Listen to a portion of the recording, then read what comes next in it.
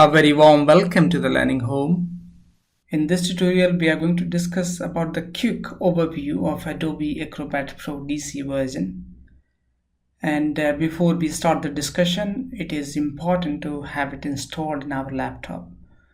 So if it is installed, then it's perfectly fine. If it is not, then what we can do, we can move ahead with some of the steps to get it installed in our laptop. So this is the website where you can go.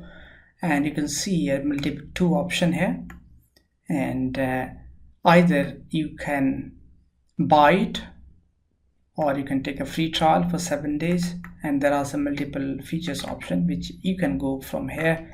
There are little more options here, some kind of FAQs. Once you're fine, then you can, with few more steps, you can install in your laptop.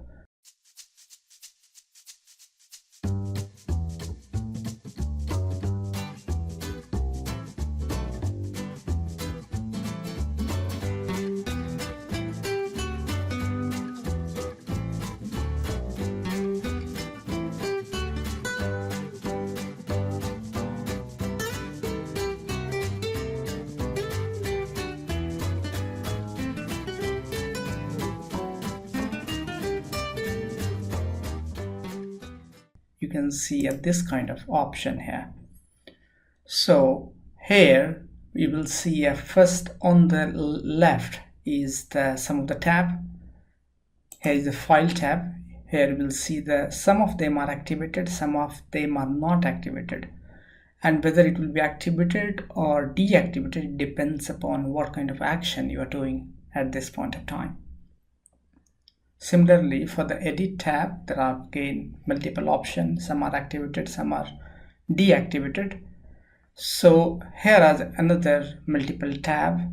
Here is the help tab, which is really important to know something which you are not aware about. So here you can go and search about something which you want to explore, and you can explore by using the Acrobat help option. On the right hand side, you will see the Windows management buttons. First thing is the minimize, restore and close, which we are living and breathing every day and every minute. So there is nothing much to discuss about that one. Let's come further left.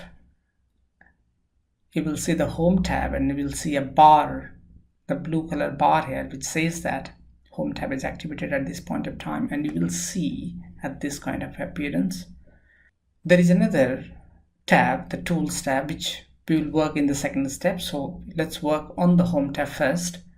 So in the home tab, you will see these all options are there to access some of the files. So recent is the files which we are working at this point of time. So these are the recent files I have been working. So when you click recent, or you will see the recent files here. You will see the start. If you have started some of the files, if you click it here, it will appear here. For me, I have not started any documents.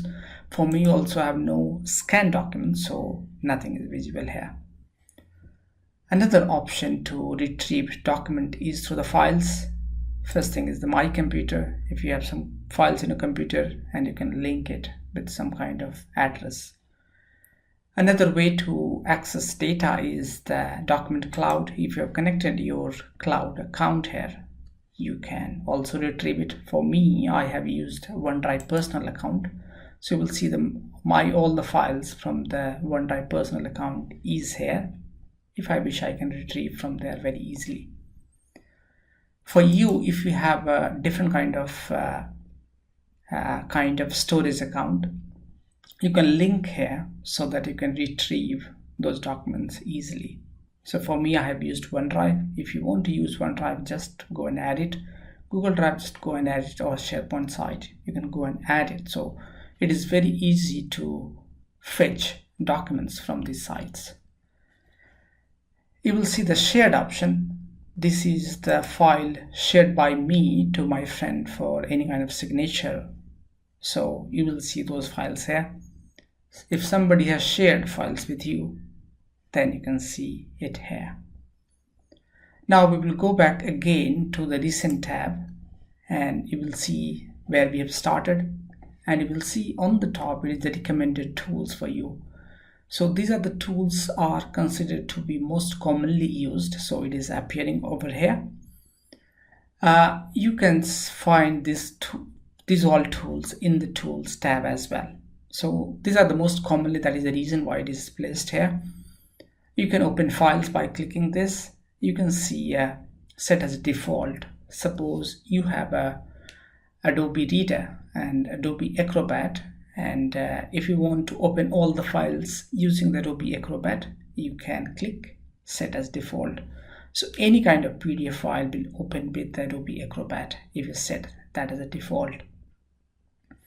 Here you will see all the recent files which we have worked upon. So these are the recent files.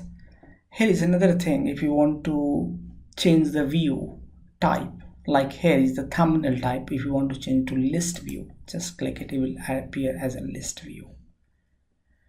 Now we will move to another tab, that is a tools tab, and you will see a different set of appearance here.